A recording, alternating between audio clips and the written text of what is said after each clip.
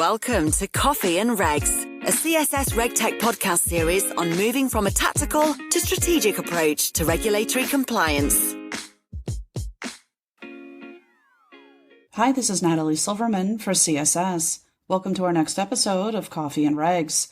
On today's episode, we're discussing the latest on the PRIIPs RTS, UK and EU divergence, data management complexities of the UCITS to PRIIPs transition, and operational best practices for a smoother transition. Please welcome CSS's SVP of Business Development, Ashley Smith, and Chief Product Officer, Ronan Brennan. Good morning, Ronan and Ash, and thanks for sitting down for Coffee and Regs. Hey, Ashley. Delighted to meet today and discuss PRIIPs. Here we are again. Yeah. On the back of a highly successful webinar last week. For those of you that haven't seen, listened, heard to, watched the webinar last week, highly recommend it. And what I thought we'd do today is just a really, really high-level précis of what was discussed and anything that sort of crops up on that. I know there were literally 100 questions coming our way, so we can't cover that in 2 minutes. But what I thought, just the hugely detailed content of that webinar, if we put this into a mini 2-minute overview for those that haven't seen it. And I think the content was extremely detailed, and on the back of a load of client questions, we got into a lot of detail with the folks on the panel. One of the areas, just really briefly as an overview, when are things now happening? What do people know about deadlines? Yeah, so the major deadline we discussed was for the EU PRIIPs RTS, and that it's widely accepted at 1st of Jan 2023. So that's when we go live with the PRIIPs RTS as we understand it now. Okay. And then the next question that led on from that really was, what are we now seeing UK versus EU? Are we now seeing true diverged regimes, or can people really leverage one to the other? Yeah, that was the big concern in the industry had been the very aggressive dates that have been put forward by the FCA. They had issued a consultation with proposed RTS with a lot of A or B type paths that it might take. And they'd indicated an effective date of 1st of January 2022, which was just too tight. You know, you're thinking about in-scope UK PRIIPs today, that just would have been an incredibly tight timeline to try and turn around. So what we've had since is a clarification that it's not going to be the 1st of January 2022. But we will receive an update on the results of the consultation and the date for the RTS in Q1 next year. And we're thinking it'll be earlier in Q1 rather than later in Q1. And that'll be everything we need to know then, do you think? Yeah, I mean, the main document or the layout of the document itself slightly different. Yep. Of the performance scenario, there is a proposal to remove the scenarios, replace them with narratives. That's a huge change. The other change is in the calculation of transaction cost, and the major difference there is the floor. So the UK are proposing a floor of 0, whereas the EU has proposed a floor of the minimum of explicit cost. And I think the consensus on our webinar was that the UK approach was the more rational and logical, that it made more sense, because the reality is the anti-dilution impact is real. To an extent is dampened by the EU approach. So the UK approach felt more likely to lead to a real world result. Yeah. Yep, no, agreed.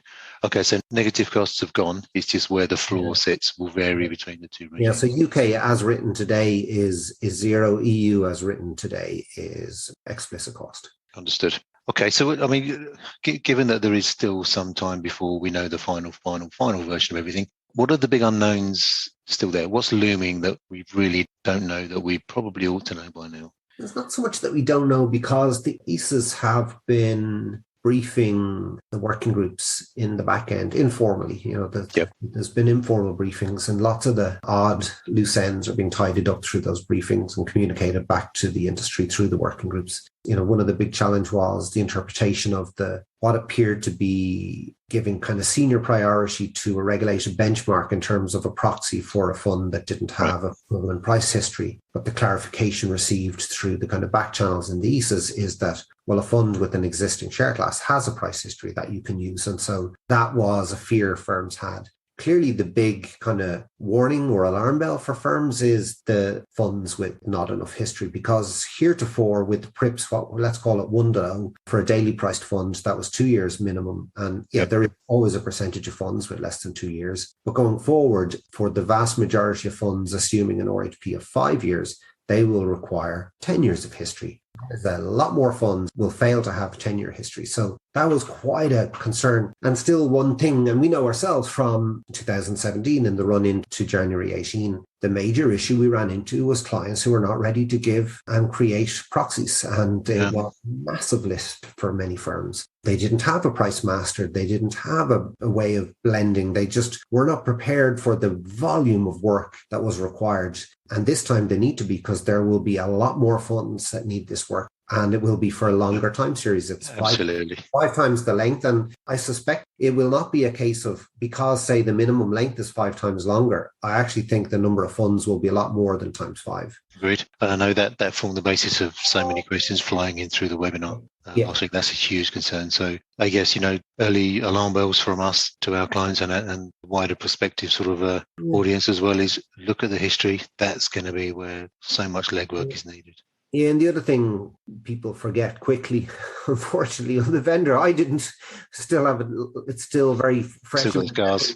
Exam. The scars is the production of the EPT. So on November 2nd, the working group put forward the draft for public consultation for the EPT2. And that's very important that people read that. So that's available on the Findatex website. It's very important that people read it and they feedback on their observations and concerns. And the industry need to be mindful that while it doesn't have an official start date, the reality is, given the RTS effective compliance date of 1st of January 2023, the IDD distributors that have existing in-scope PRIIPs today will be expecting. So if I am an insurer with a unit-linked fund wrapping a UCIT, I will need your EPT 1st of October next year. Yep. That's the challenge. That is the challenge that firms need to get around their heads, that the date is not the 1st of January 23. The date is 1st of October. 3 months before. Absolutely. All right. No worries. Let's leave it there for today. Well, I think 3 actions. Get onto the Findatex website, give you feedback on the proposed changes and template updates. Start